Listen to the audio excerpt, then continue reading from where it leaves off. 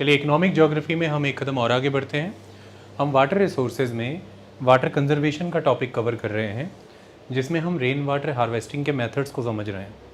हमने rural areas में rain water harvesting के सभी मेथड्स कवर कर लिए हमारे रेन वाटर हार्वेस्टिंग के पार्ट ए में। आज हम अर्बन एरियाज़ के रेन वाटर हार्वेस्टिंग के मेथड्स को कवर करेंगे। वाटर कंजर्वेशन एक बहुत इंपॉर्टेंट टॉपिक है आज की डेट में। देखिए, वाटर हर तरह की नीड का बेस है आज की डेट में, चाहे वो डोमेस्टिक है, इंडस्ट्रियल है, एग्रीकल्चरल है, what ever your need is. पानी के बिना कोई प्रोसेस मुकम्मल नहीं हो सकता। और इसी कारण से पानी में पोल्यूशन बहुत है, पानी में वेस्टेज बहुत है, पानी की कमी है। इंडिया का 1/8 हिस्सा फ्लड प्रोन है, और जो एरिया फ्लड प्रोन है उसी इलाके में 100 गांव निकालिएगा तो आपको ये पता चलेगा कि पीने योग्य पानी नहीं है उनके पास, फ्रेश वाटर नहीं है, पोर्टेबल वाटर नहीं है उनके पास। यहाँ से क्या समझ आता है?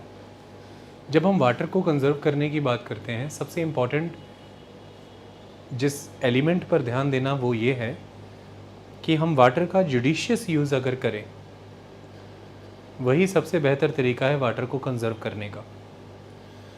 हमारे देश में एग्रीकल्चर सेक्टर जिससे जुड़ा हुआ है, इरिगेशन, सिंचाई, एक बड़ा कंज्यूमर है पानी का। अगर हम इरिगेशन के ही क्षेत्र में वाटर की वेस्टेज को रोक पाएँ, उसका जुडिशियस यूटिलाइजेशन करें, इससे बेहतरीन वाटर कंजर्वेशन और कुछ नहीं हो सकता। हम आज की डेट में कनाल इरिगेशन कर रहे हैं। वेस्टर्न यूपी, पंजाब, हरियाणा, राजस्थान और ईस्टर्न स्टेट्स में जैसे Hirakud barrage system, Damodar valley corporation system, यहाँ पर हम कनाल की मदद से इरिगेशन कर रहे हैं। लेकिन कनाल से ओवरफ्लो होता पानी और कनाल की मदद से खड़े पानी की खेती करना इन रीजन्स में वाटर लॉगिंग की प्रॉब्लम्स को बढ़ा रहा है। और वाटर लॉगिंग की प्रॉब्लम की वजह से इन ड्राई एरियाज़ में अल्कलिनिटी की प्रॉब्लम आ रही है। जो लैंड है, एग्रीकल्चरली फिट लैंड है, फर्टाइल लैंड है, वो तेज़ी से सेलाइन हो रहा है, एल्कलाइन हो रहा है, ज़मीन और ख़राब हो रही है। और पानी वाटर लॉग हो रहा है, पानी का भी जुडिशियस यूज़ नहीं हो रहा है, वो वेस्ट हो रहा है। इस तरह के ड्राई और semi dry, semi arid areas में हम ड्रिप इरिगेशन, स्प्रिंकलर इरिगेशन का इस्तेमाल कर सकते हैं, पानी बचा सकते हैं। सर्वे बताता है कि ड्रिप और स्प्रिंकलर इरिगेशन की मदद से 30 से 60% तक पानी बचाया जा सकता है, जो पानी आप मौजूदा खेती के लिए इस्तेमाल कर रहे हैं। इसकी अवेयरनेस की ज़रूरत है, इसको लेकर के जो गवर्नमेंट सपोर्ट की ज़रूरत है और इंफ्रास्ट्रक्चर की ज़रूरत है। ठीक इन्हीं सेमी एरिड एरियाज़ में जो ट्यूबवेल्स हैं उनके वाया ओवर ड्राफ्टिंग की जा रही है, पानी अति से ज़्यादा निकाला जा रहा है। रिप्लेनिशमेंट जो होती है, पानी जो बरसात का फिर से भरता है एक्विफर्स में, उसके भरने की रफ्तार से कई गुना ज़्यादा तेज़ रफ्तार से पानी निकाला जा रहा है। ग्राउंड वाटर टेबल धीरे धीरे नीचे जा रहा है। इन इलाकों में भारी वाटर स्कार्सिटी है।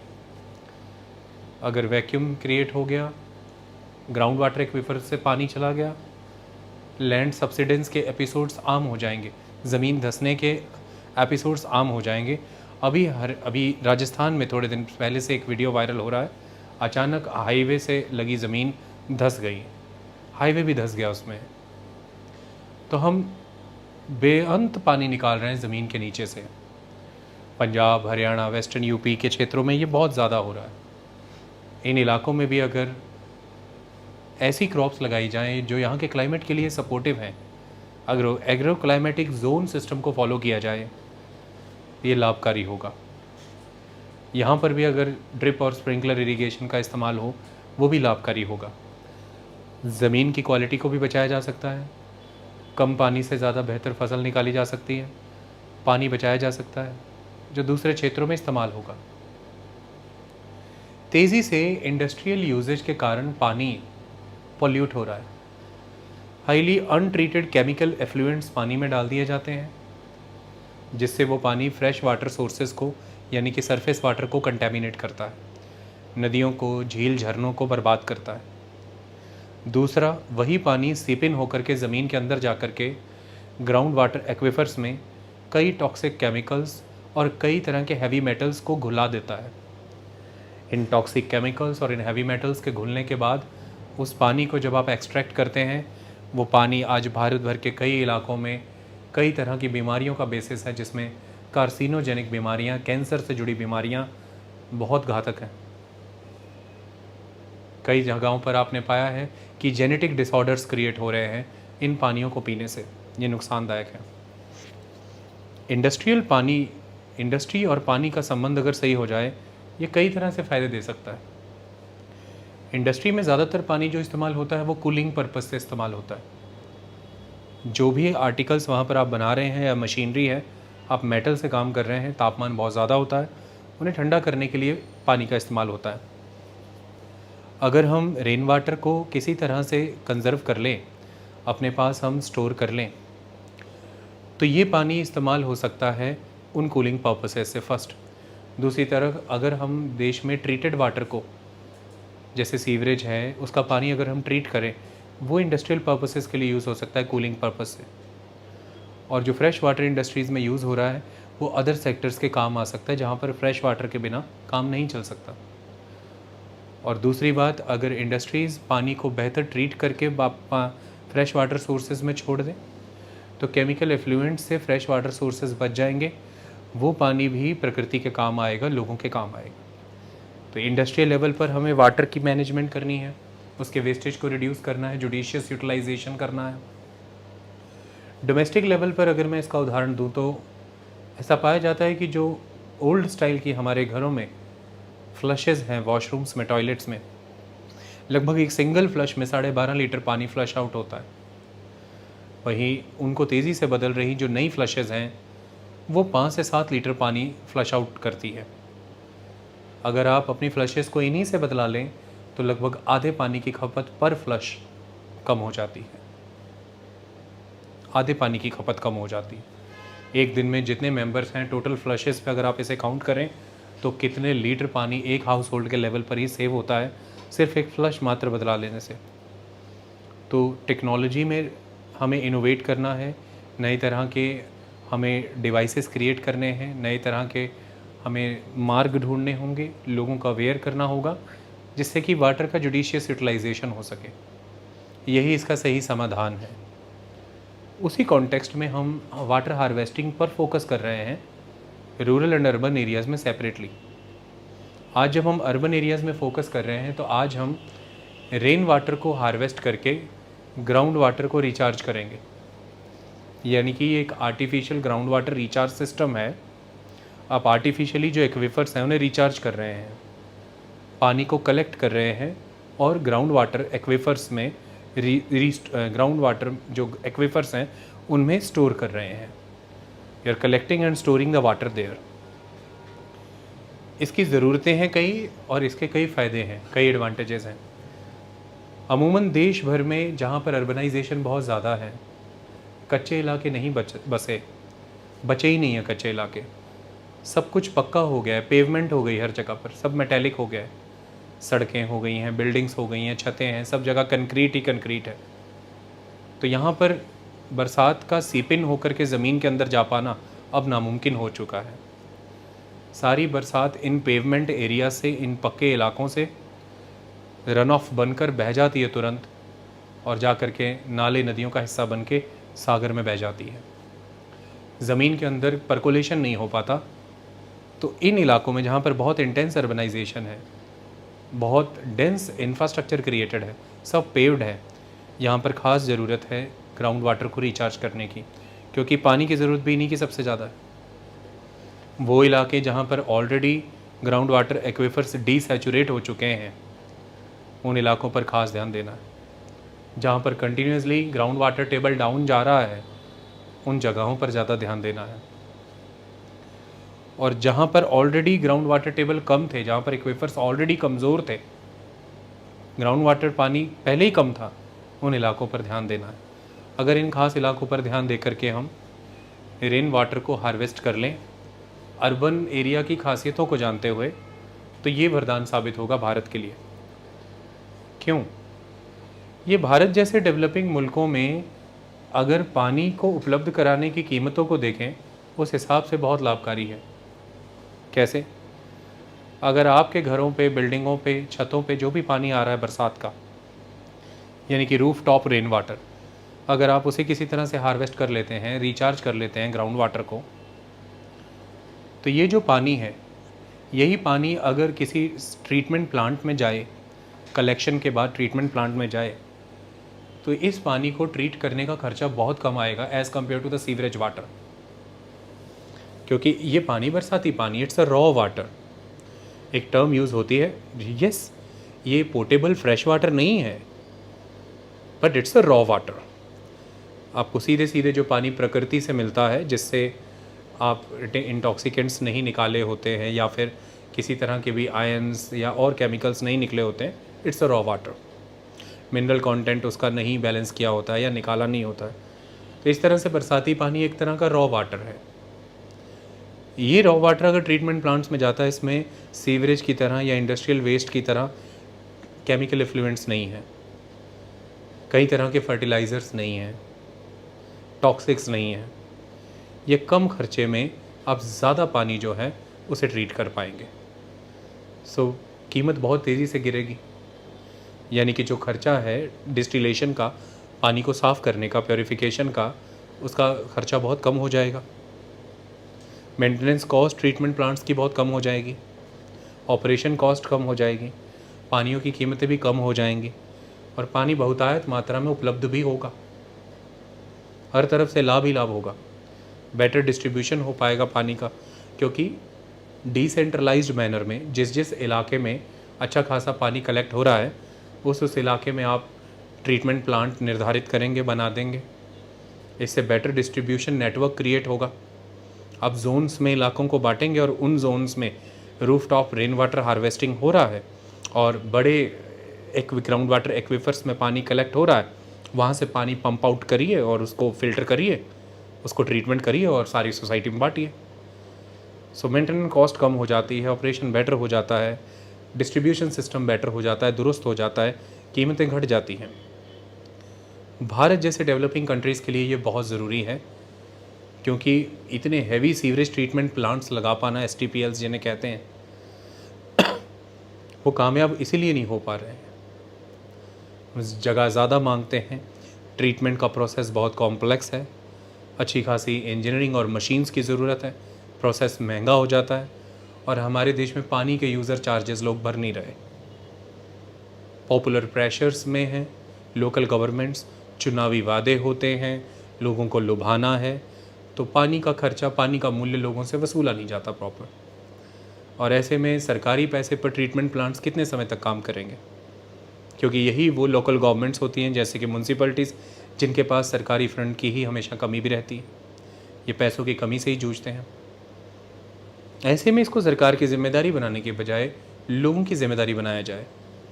हम वाटर कंजर्वेशन के प्रोग्राम रेन वाटर हार्वेस्टिंग के तौर पर ग्रास रूट लेवल पर लोगों के स्तर पर लागू करें कि व्यक्ति अपने घर के स्तर पर इसे इम्प्लीमेंट करे। नक्शा पास होने से पहले इस प्रोविज़न को मैंडेटरी बनाया जाए कि घर में अगर roof top rain water harvesting system installed है आपके, तो फिर आपका मैप क्लियर किया जाएगा, नक्शा पास किया जाएगा, घर बनाने की अनुमति दी जाएगी। घर का आकार जितना है, सर छत का साइज़ कितना है, टोटल परिवार कैसा है, इसको देख करके अगर वो बैकवर्ड है, पॉवर्टी लाइन के नीचे है, तो ठीक है, उसे छोड़ा जा सकता है। अदरवाइज़ आप कई तरह के क्राइटेरियाज बना सकते हैं और लोगों पर ये जिम्मेदारी, क्योंकि देखिए छतों पर पानी गिरता है और जो स्टॉर्म ड्रेन्स हमने अपने छतों में बनाई होती हैं, वो परनाले कहते हैं जिसे, नालियाँ, अंडरग्राउंड पाइप डल जाता है आजकल, वो छत का सारा पानी उस पाइप के वाया आपने घर के सीवरेज से कनेक्ट किया होता है, वो सारा बरसात का पानी आप देखेंगे झरना बन बन के सीवरेज में जाके घुल करके वेस्ट हो जाता है। बस कहानी इतनी सी है कि उसी घर में वो बरसात का पानी छत पे तो गिर ही रहा है, छत में जो स्टॉर्म ड्रेन्स बनाई हैं आपने उसमें वो पानी आ ही रहा है, बस उसे अपने घर में ही किसी आंगन में अंडरग्राउंड एक जो पिट बनाया है उसमें सैंड, ग्रेवल, कॉबल, बोल्डर डाल के फिल्टर करके बस एक बोरवेल करके ज़मीन के पानी में डालना है। इतना नियम बनाया जाना चाहिए और कुछ राज्य सरकारें ये कर भी रही हैं। उसी कॉन्टेक्स्ट में आज हम इस चीज़ को देखने जा रहे हैं. Okay, so it's rain water harvesting in urban areas.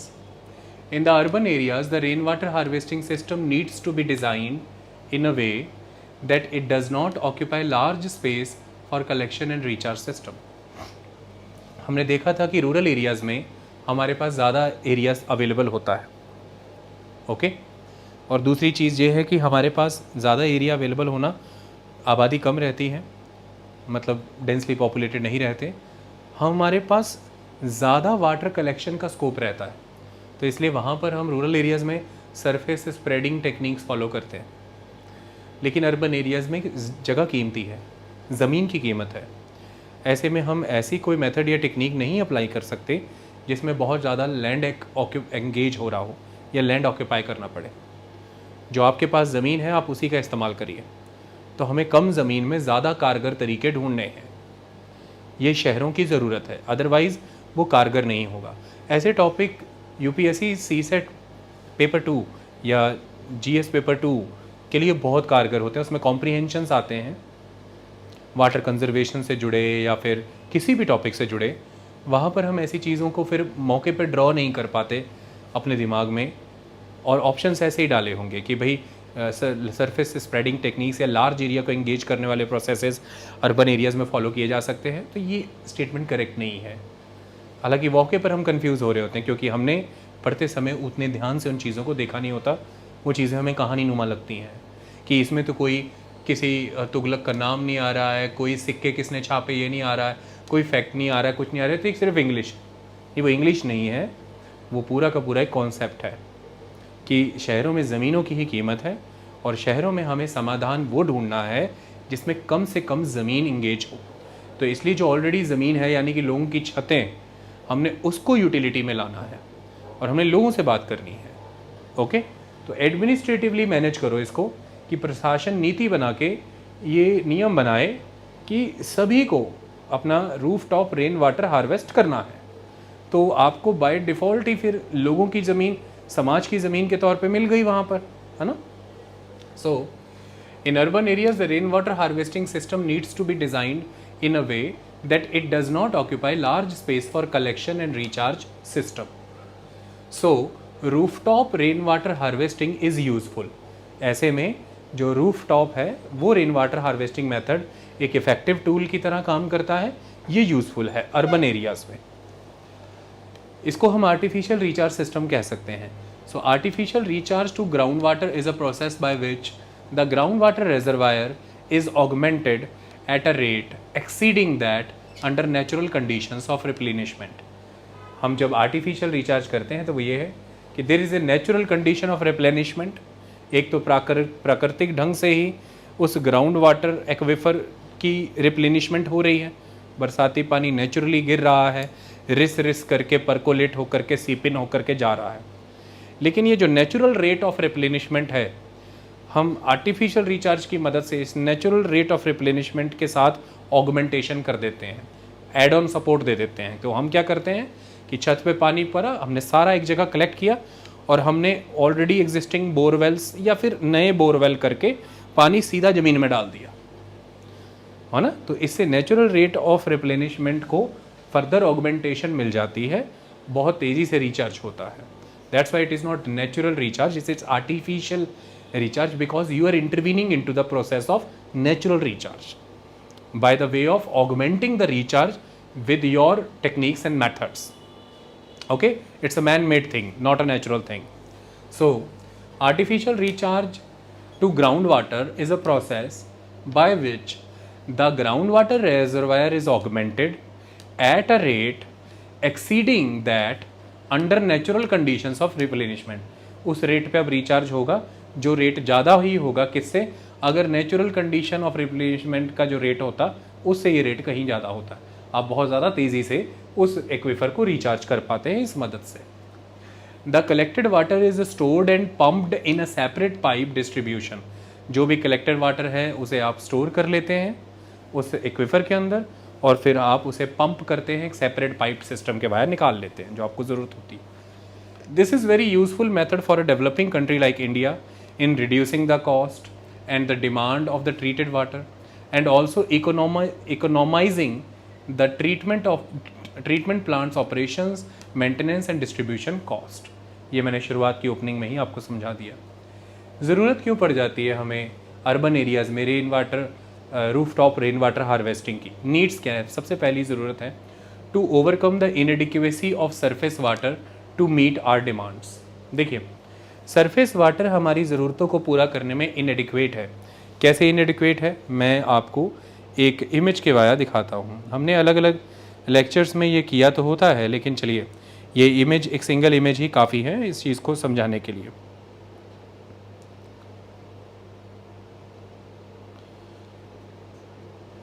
देखिए अगर हम टोटल फ्रेश वाटर की बात करते हैं तो ये पूरा का पूरा टोटल फ्रेश वाटर है। इस टोटल फ्रेश वाटर में से आप देखिए 77% तो ग्लेशियर्स और आइस कैप्स में ही चला गया। टोटल फ्रेश वाटर जितना है प्लेनेट पे, वो अपने आप में ही टोटल अवेलेबल वाटर का बहुत ही कम हिस्सा है। ओके, और कितना है? 2.77। तो टोटल फ्रेश वाटर यहाँ पर आप देखें तो 77% तो उसका ग्लेशियर्स एंड आइस कैप्स में ही चला गया। बाकी बचा आपके पास 23%।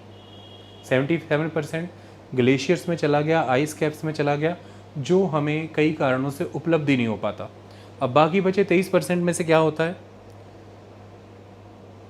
11% ग्राउंड वाटर है जो 800 मीटर के नीचे है। ये हो गया बहुत गहरा वाला, ये भी हमारे उतने काम नहीं आ पाता। 11% ग्राउंड वाटर है जो अप टू 800 मीटर है, जो ज़मीन से सरफेस से 800 मीटर की गहराई तक। बाकी का 11% है। सिर्फ 1% है लेक्स में, रिवर्स में और स्ट्रीम्स में। यानी कि जो टोटल फ्रेश वाटर है उसका मात्र 1% ही लेक्स में है, रिवर्स में है, स्ट्रीम्स में है। छोटी नदियों में है, बड़े दरियाओं में है, झीलों में है, मात्र 1%। ये है surface water. Total fresh water का 77% ग्लेशियर्स और आइस कैप्स में है, 11 और 11% माने टोटल 22% ग्राउंड वाटर है, सिर्फ 1% सरफेस वाटर के तौर पर लेक्स, रिवर्स एंड स्ट्रीम्स में है। तो कहाँ हमारे पास एक तरफ 22% का ग्राउंड वाटर है और कहाँ हमारे पास सिर्फ 1% का ये सरफेस वाटर है amongst the total fresh water. तो ऐसे में सरफेस वाटर तो बहुत ही इनएडिक्वेट है आपकी ज़रूरतें पूरी करने के लिए। तो हमें ज़रूरतें पूरी करने के लिए किसी हाल ग्राउंड वाटर की तरफ जाना ही पड़ेगा। और ऐसे में इस ग्राउंड वाटर को अगर हम आर्टिफिशियल रिचार्ज की मदद से नेचुरल रिप्लेनिशमेंट रेट के मुकाबले बहुत तेज़ी से रिचार्ज कर दें तो ये हमें कई तरह के बेनिफिट्स देगा। तो ये ज़रूरत है, हमारी ज़रूरत ये है कि surface water is inadequate to serve our needs. Anyhow we need to rely on the ground water. और जिस तरह की अर्बन सोसाइटी डेवलप हो रही है, हम और ज़्यादा रिलाई करने वाले हैं ग्राउंड वाटर पे, क्योंकि वो टैप वाटर होता है, जहाँ चाहे आपको जब चाहे मिलता है, काफ़ी डिसेंट्रलाइज्ड होता है, मौके पर जब ज़रूरत है तब मिलता है। इसलिए ग्रीन रेवोल्यूशन ट्यूबवेल्स पर खड़ा रहा, क्योंकि switch on switch off method है, जब क्लिक किया पानी मिलेगा। नदियों में पानी का बहाव कभी ज़्यादा कभी कम, कभी सूख जाती हैं मौसमी नदियाँ। दूसरी तरफ एक बड़ा इंफ्रास्ट्रक्चर क्रिएट करना पड़ता है वो पानी आपके खेतों और घरों तक लाने के लिए। बड़ा ड्रेनेज नेटवर्क खड़ा करना पड़ता है, पूरी नहरें बनानी पड़ती हैं। लेकिन यहाँ पर क्या है, भैया बोरवेल करते हैं, पानी निकाल लेते हैं, तुरंत आपको मिल जाता है। ये बहुत ज़्यादा प्राइवेट है, डिसेंट्रलाइज्ड है, हर इंडिविजुअल अपने लेवल पर कर लेता है। लेकिन नदी नहर का पानी तो ऐसा डिसेंट्रलाइज नहीं है, प्राइवेट नहीं है, वो तो आप अपने घर नहीं ला सकते ऐसे। आप वेट करते हैं कि पब्लिक सेक्टर आए इसमें, पहले कनाल नेटवर्क बनाए, नहर बनाए, फिर धीरे धीरे आपके खेतों तक चैनल बनाए, फिर पानी आता है। या फिर आप नदी किनारे जाइए, पानी मटके भर के लाइए, है कि नहीं? So that is the benefit of the ground water. It's very private, very decentralized. every individual can manage the availability of ground water with their private expenditure। लेकिन उसके लिए हम ग्राउंड वाटर को हमेशा अप्रोप्रिएट अमाउंट में recharge रखें ताकि वो सूख ना जाए, ग्राउंड वाटर टेबल सूख ना जाए, नीचा ना हो जाए। सो नीड्स क्या है? To overcome the inadequacy of surface water to meet our demands. तो सरफेस वाटर इनएडिक्वेट, उसको ओवरकम करेगा ग्राउंड वाटर। इसलिए हम ये ना भूलें कि ग्राउंड वाटर तो हमारी ज़रूरत ही है। इनएडिक्वेसी है सरफेस वाटर की। अच्छा, दूसरा, to arrest the decline in ground water levels, ground water levels में तेज़ी से गिरावट आ रही है, चाहे ग्रीन रेवोल्यूशन के लिए इरीगेशन की बात कहो या अर्बनाइजेशन के कारण इसको तेज़ी से एक्सप्लॉइट किया जा रहा है, उसके डिक्लाइन को रोकने में मदद मिलेगी हमें अगर हम आर्टिफिशियल रिचार्ज फॉलो करते हैं। तीसरा, to enhance availability of ground water at specific place and time and utilize rain water for sustainable development, हमें स्पेसिफिक प्लेस पे जो जगह चाहते हैं वहाँ पर स्पेसिफिक टाइम पर जिस समय में हम चाहते हैं उस समय पर ग्राउंड वाटर मिलता है, ये इसकी सबसे बड़ी ताकत होती है। जैसे मैंने बताया कि ग्रीन रेवोल्यूशन में इसलिए इतना ताकतवर हुआ। और दूसरी बात, हम रेन वाटर को यूज़ कर सकते हैं। देखिए, हमें अगर हमेशा विकास करते रहना है, अगर हमें अपनी डेवलपमेंट को सस्टेनेबल डेवलपमेंट बनाना है कि वो सस्टेन करे फॉर अ लॉन्गर पीरियड और आज की पीढ़ियों को विकास का लाभ मिले, आने वाली पीढ़ियों को भी विकास का लाभ मिले और आज की पीढ़ियों को नेचुरल रिसोर्सेज का, एनवायरनमेंट का बेनिफिट मिले और आने वाली पीढ़ियों को भी उन नेचुरल रिसोर्सेज का और एनवायरनमेंट का बेनिफिट मिले, इसके लिए ज़रूरी है कि हम एक्वीफर्स को मेंटेन रखें आने वाले समाज के लिए, ताकि वो भी अपनी डेवलपमेंट की रिक्वायरमेंट्स को इन नेचुरल रिसोर्सेज से फुलफिल कर पाएँ। ओके, तो ऐसे में जो इंडस्ट्रियाँ आज पानी मांग रही है कल भी मांगेंगी, जो खेती आज पानी मांग रही है वो कल भी मांगेगी, कल भी उसकी ये ज़रूरतें पूरी हों। इसके लिए ज़रूरी है कि हम सारे एक्वीफर सुखा ना दें, उन्हें रिचार्ज करके रखें, तभी सस्टेनेबल डेवलपमेंट हो पाएगी, अदरवाइज डेवलपमेंट सस्टेनेबल नहीं है। तो सस्टेनेबल डेवलपमेंट की ज़रूरतें पूरी होती हैं ग्राउंड वाटर को रिचार्ज करने से। ये जिस जगह चाहें, जिस समय चाहें आपको मिलता है, इस वजह से सरफेस वाटर से बहुत सुपीरियर माना जाता है ग्राउंड वाटर। इसका अगला इसकी अगली ज़रूरत है to increase infiltration of rain water in the subsoil which has decrease drastically in the urban areas due to paving of open areas. एक बड़ी ज़रूरत यह है कि तेज़ी से भारत अर्बन हो रहा है और अर्बनाइजेशन की वजह से जितने भी ओपन एरिया हैं उनकी पेवमेंट हो रही है, वो सारे कवर हो रहे हैं, मेटेलिक हो रहे हैं। इसकी वजह से जो एक नेचुरल इन्फिल्ट्रेशन हो जाती थी रेन वाटर की सब सॉइल में, वो बंद हो गई है। अब अगर ये होना बंद हो गया और तेज़ी से रूरल लैंडस्केप को अर्बन लैंडस्केप ने ओवरकम कर दिया एक टाइम पे, तो फिर ज़रूरत बढ़ी हुई है ग्राउंड वाटर की, सारी डेवलपमेंट की रिक्वायरमेंट टिकी हुई है ग्राउंड वाटर पे, लेकिन ग्राउंड वाटर रिचार्ज होने के सोर्सेज धीरे धीरे कम हो रहे हैं क्योंकि रूरल सेटिंग को अर्बन सेटिंग चेंज करती जा रही है और सारी कच्ची ज़मीनें सब पक्की होती जा रही हैं। ये तो बिल्कुल वैसा हुआ, आप किसी रिसोर्स पर अपनी ज़रूरतें बढ़ाते जा रहे हो लेकिन उस रिसोर्स की क्रिएशन, रिप्लेनिशमेंट घटाते जा रहे हो। एक दिन आपका डेवलपमेंट कोलैप्स करेगा, आपकी एग्जिस्टेंस खत्म हो जाएगी, आप कोलैप्स करेंगे, बर्बाद हो जाएंगे। और शहरों में पड़ रहे सूखे इसकी निशानी है, चाहे वो चेन्नई है, चाहे बेंगलुरु है, दक्षिण भारत के राज्यों में इस समय शहरों के क्या हाल है आपको देखना ज़रूरी है। Okay, so this is the thing कि तेज़ी से अर्बनाइजेशन बढ़ने की वजह से अर्बन एरिया एक्सपैंड हो रहे हैं, ओपन एरिया की बहुत हैवी पेवमेंट हो रही है, जिसकी वजह से जो नेचुरल इन्फिल्ट्रेशन होती थी रेन वाटर की सब सॉइल में, ज़मीन के नीचे, वो ख़त्म हो चुकी है, वो ड्रेस्टिकली रिड्यूस कर चुकी है। यही ज़रूरत है हमारी कि हम फिर आर्टिफिशियल रिचार्ज की तरफ आए, शाफ्ट बना बना के, पाइप डाल डाल करके रिचार्ज करना शुरू कर दें ग्राउंड वाटर एक्वीफर्स को, वरना बैठे रह जाएंगे। अगर अभी भी हमने ये ना किया तो एक्वीफर सूख जाएंगे हमारे। To improve ground water quality by dilution, तेज़ी से एग्रीकल्चर में डल रहे फर्टिलाइज़र, चाहे वो नाइट्रोजन है, चाहे पोटेशियम है, चाहे फॉस्फोरस है, इतनी हैवी डोज में डाले जा रहे हैं, बाद में सीप इन करके ग्राउंड वाटर में ही जाते हैं। मैंने बताया अभी इंडस्ट्रीज से सारे केमिकल्स बाहर आ रहे हैं, चाहे वो लेदर टैनरीज हैं, एक से एक केमिकल्स यूज़ किए जाते हैं, ऐसे सब्सटेंसेस यूज़ किए जाते हैं जो कार्सिनोजेनिक हैं, वो आकर के पानियों में मिल रहे हैं। ये सब कहाँ जा रहा है? ज़मीन के नीचे जा रहा है। अब पानी एक सॉल्वेंट है और उसमें जो भी घुल रहा है वो मान लीजिए सोल्यूट है। तो ऐसे में अगर आप चाहते हैं कि पानी घातक ना हो, डेंजरस ना हो, बहुत ज़्यादा कंटेमिनेटेड ना हो, तो करेंगे क्या? अगर आप सोल्यूट के नाम पर नमक या चीनी की मात्रा, क्वांटिटी, 1 गिलास सॉल्वेंट यानी कि वाटर में डाल रहे हैं, तो पहले के मुकाबले आप 2 चम्मच चीनी या 2 चम्मच नमक की बजाय अब 4 चम्मच आपने डबल कर दिया है सोल्यूट, मटेरियल डबल डालना शुरू कर दिया पानी में, तो पानी कैसा हो जाएगा? सोल्यूट की मात्रा ज़्यादा बढ़ जा रही है, हेवीली कंसंट्रेटेड हो जाएगा। ऐसे में अगर आप 1 गिलास से पानी 2 गिलास कर दें तो वो जो सोल्यूट है वो डाइल्यूट हो जाएगा, ज़्यादा प्रभावी पानी का असर रहेगा। ऐसे में